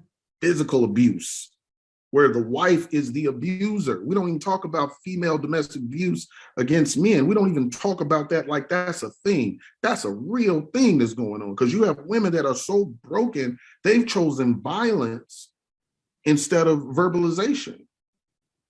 So you got men that's getting beat up because it ain't like he can't fight, but he knows if somebody calls, the police is taking the guy away. Mm-hmm.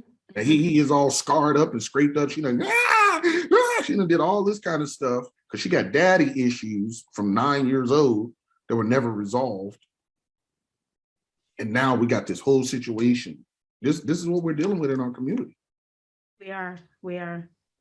My goodness, you've taken me so many different places. Let me get back to the point I wanted to bring out. You struck me with servanthood in relationships, and that's what you teach. That's what you instruct. That is so important. You have that, what it should be, but then you're dealing with the competition. There's competition in these relationships, in these marriages. How do you, can you talk about that? Can you address that? Because, like you said, it starts off, peachy keen, roses, on the floor and, skipping through the tulips, when you start off in this relationship. And then after a while, I've seen where it comes down to, the husband competing against the wife, vice versa, what have you. For whatever reason, of course, we can still link back to when maybe whatever happened to them in their childhood or coming along. But how do you address that? By continuing to promote servanthood or talk about servanthood when you have this competition that's going on. Well, when that's going on, when you have competition between spouses, you have a lack of definition. So verbiage is very important, because most women say they want their husbands to communicate, but they've never been taught to communicate with a man. He's been saying a lot of stuff that you missed because it didn't come through the vehicle of the way you communicate. We communicate differently. Him not saying nothing is him communicating. Him cutting the grass is him communicating. Him fixing the sink is communicating. But we don't look at that because we want the verbal communication. And now we're looking for that verbal affirmation from our dad, from our spouse. And because we never got it, now our level of patience is 35 years. We just met this guy 5 years ago and we want him to be dad, but we don't really know how to verbalize what we need Because if we really knew how to verbalize it, we just simply explain, hey, I want a conversation. It's not that he can't talk, because when the game come on, he talking. But the stuff you're talking about and the way you're trying to talk about it is more confrontational than it is complimentary. So if you want something, you got to give something. Just have the conversation. If he just sits there and listens, let him listen, because we learn by listening. That's why you see in football game, I did this in a leadership, I was in a leadership conference about 4 years ago, in a men's conference, and there were women there, and I told them, I said, if you watch football, them guys huddle every play. They've been playing football all their life, but every play they need a huddle because they need that new instruction every time.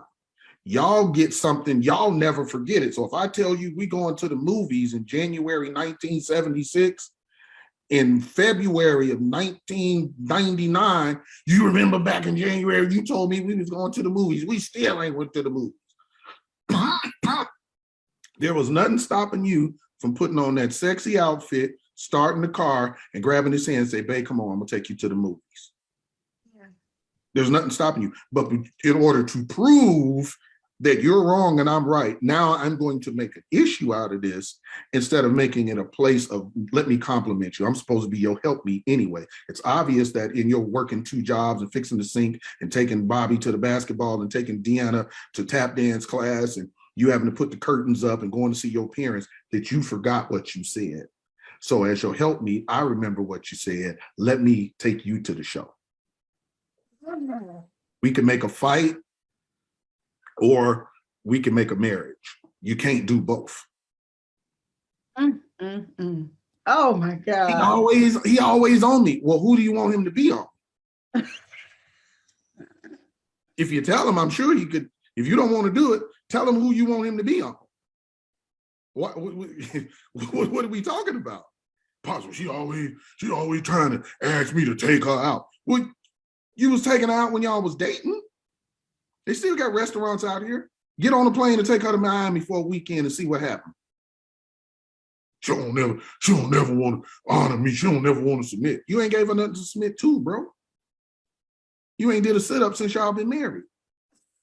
Excuse me. You put all your dirty socks still in the floor like you're 12. She got to talk to you like your son.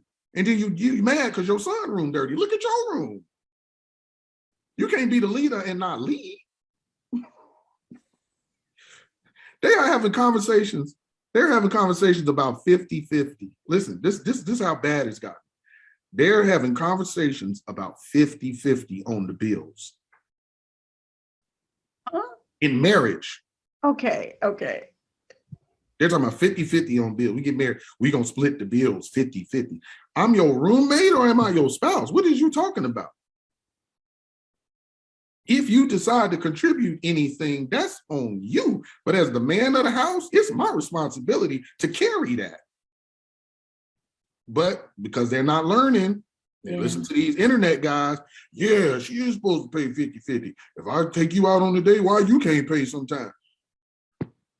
I'm in pursuit of you. What is you talking about? I'm proving to you, and again, because we don't know history, in Africa, you pay a dowry to marry a woman. You have to go to her parents and you have to prove the ability to provide.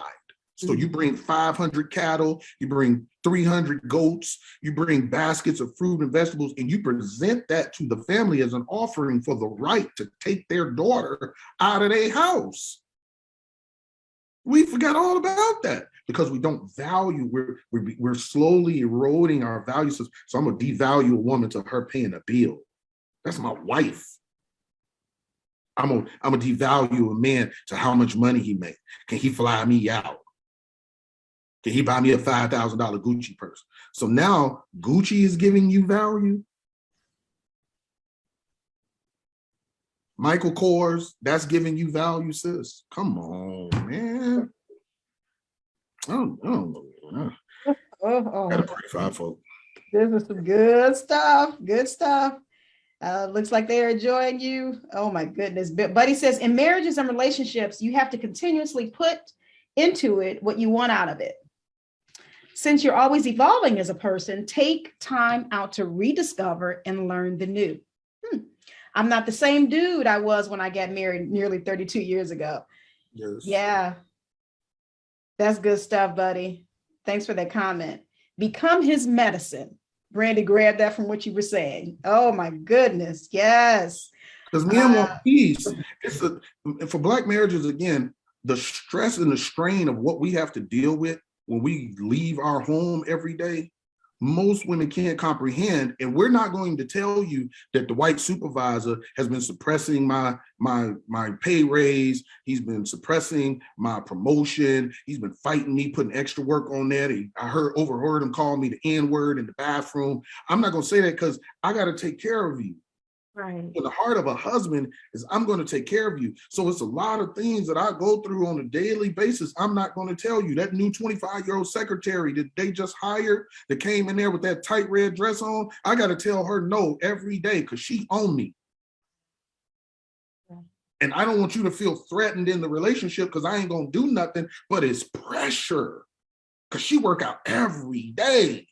Like what my mentee say, she holding. That's the new thing for women that's bodied up. She holding, Apostle, she holding. And I'm trying to, you know what I mean? I'm trying to do my thing, but she on me. Say no. Just Right. Oh my goodness. You come on YouTube, you talking about you got a headache every night for 6 months. What are you supposed to do? Go do some push-ups or something. Go do some push-ups or something. Like, come on. We gotta get this thing together here. Yeah. Ooh-wee. You know, this sounds comical and you guys see me kind of chuckling a little bit, but it's so true. It is so true. And it is making all of us think.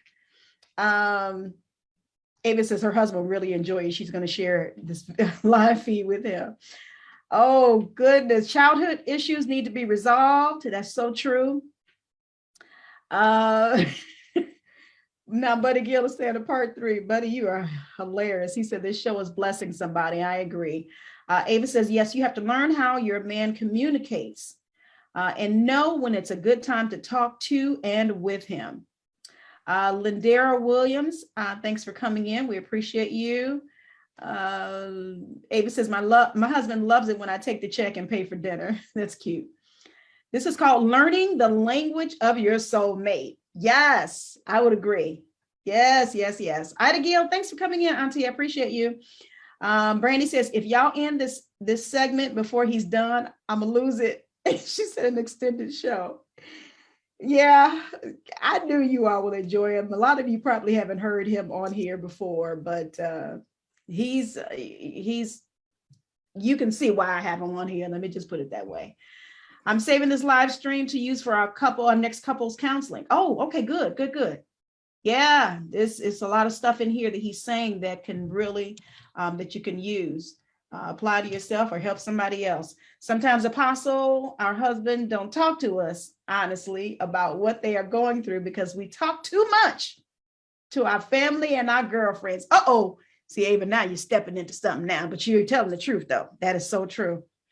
I was thinking as you were talking about what our men may face, on a daily basis, whether it's at work or what have you, or somebody pushing up on him because she holding. I just learned a new word today.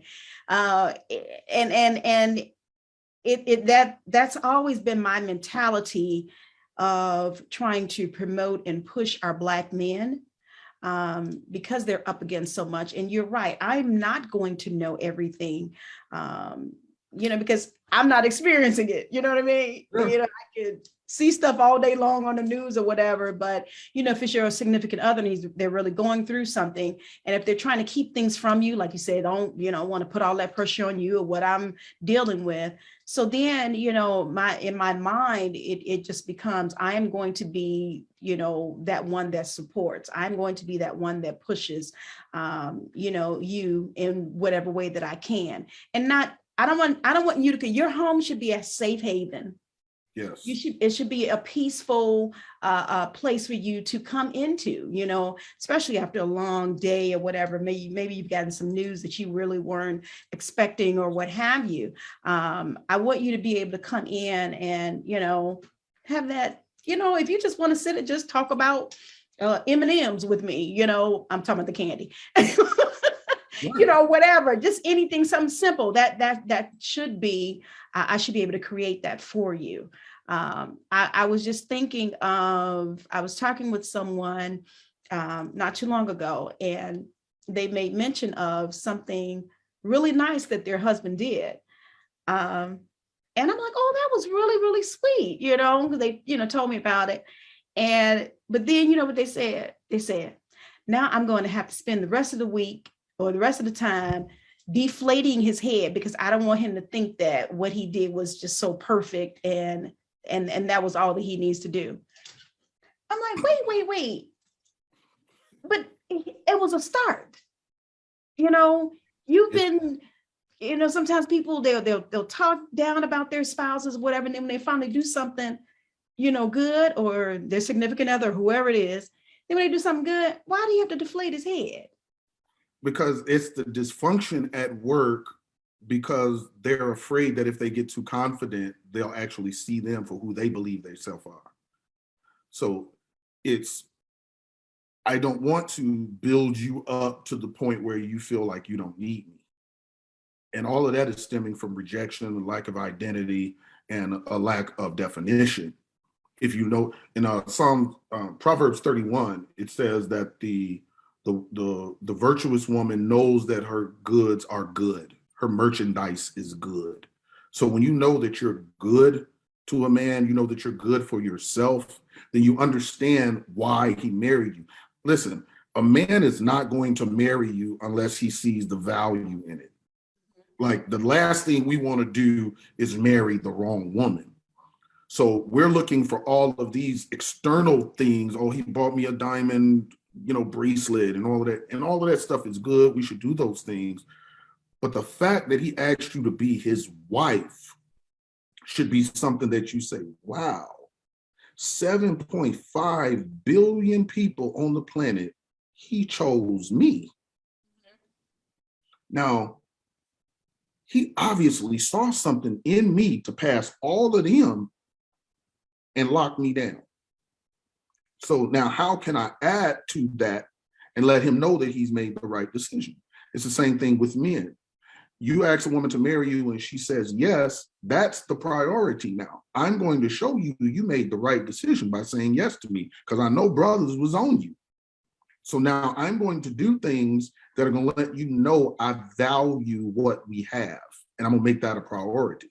And yeah, we got to work and we got to do home chores and fix the cars and all of that. But I got to make you a priority. And one of the things I got to do, and this is where I failed in my previous marriage, was I didn't lead right, because women don't need love like we think they do. They need the leadership part. And so I was, again, this thing in my head was, okay, I'm going to prove it by doing this, this, and this, when I was missing this part over here, the leadership part. And so learning that lesson, now I had to go back, I had to rebuild my mentality, I had to rebuild my emotional strength, I had to rebuild my vision for marriage, so that I understood, okay, that was something that I could have improved on, and I didn't recognize it until it was too late. Yeah. And so that was the change that I had to make. So for any men, if you're suffering in your marriage, check your leadership thing, because it ain't the love thing, it ain't the roses. By the time you get a rose, they don't even want the roses no more. They was looking for some conversation. They was looking for some, what are we supposed to do? How are we gonna handle this? They were looking for you to take some authority to take the pressure off, because a lot of women are under a lot of pressure for doing things that men were supposed to do but have failed to do. And we don't talk about that. And that's why when I hear this, what are you bringing to the table conversation thing, it's like fingernails on a chalkboard. It's like, it's so bothersome, because we devalue relationship to what are people doing versus who people are. So. Ooh-wee. All right. Thanks for addressing that. Okay. Ladera says real talk. Brandy says, see, marital warfare initiated. Yeah, that's really what that did. Incited a war. Okay, we need to raise an offering for both apostles. Buddy, buddy, you always get me and catch me off guard. I'll be ready to read your comments and you. Buddy Gil, That's Buddy Gill. my friend, man. Leave Buddy alone. He's good people. Yeah, he's all right. Thank you, Buddy. Ava says that's why God said for the man to love his wife and the wife to submit and or respect her husband. I totally agree. Eileen Smith, we see you. Now that's Factual Apostle says Tabori. I hope I pronounced that right. Thanks for coming in. Appreciate you. Such a powerful session for building back family relationships. Yeah, I would totally agree. Serving one another is life. Oh, goodness. This has been, oh, my goodness. I didn't realize what time it was. But yeah, this has been great on today. I knew it would. I knew it would be. And these particular points of discussion that you wanted to address on today, I think it has been tremendous. And you brought both aspects in so well on today. Oh, that's okay, Tabori. You can go back and rewind because we are going to end. But we appreciate you coming in, though. And Lynn as well. Those of you that are just now joining us, we are going to end the session. But this is Mind, Body, and Soul. And we've been talking with Apostle David Rodgers on today. We first started the discussion talking about voter suppression and and also relational situations. I'm sorry, I'm looking at your comment, Tabori. It's okay. But yeah, and so it was all under the header, of course, of talking about 2022. What I feel the Lord gave me for this year is the year of healing. And so we've been talking about various aspects of healing. It's not only physical. So, there's healing that's needed mentally, emotionally, spiritually, financially. So, we're going to be addressing a lot of things on this year. So today we're talking about healing in society and healing in relationships. So this has been tremendous on today. I'm going to ask Apostle, does he have any final comments that he wants to make on today as I get us set up for our ending jingle? Do you want to tell us anything? Make the most of life, man. Enjoy life, make marriage fun. Make raising your children fun, try to de-stress and de-pack all of the stuff that the enemy is trying to do to destroy your opportunity to be a blessing to the next generation. God bless you all. Thank you for all your comments. And I can't wait till the next time we come on and help somebody else. All right. Yeah, I can't wait either. As I'm getting this set up, guys, let me just play my end jingle here and appreciate all of you for joining on today.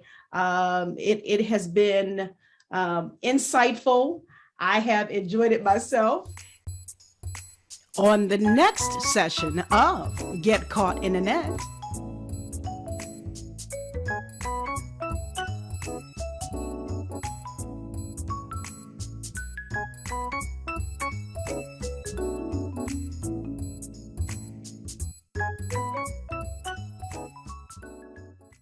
Get caught in a net with Annette. For your mind, body, and soul. Get caught in a net with Annette. It's your intellectual radio show. Here to inspire you and encourage you to be your very best. Get caught in a net with Annette.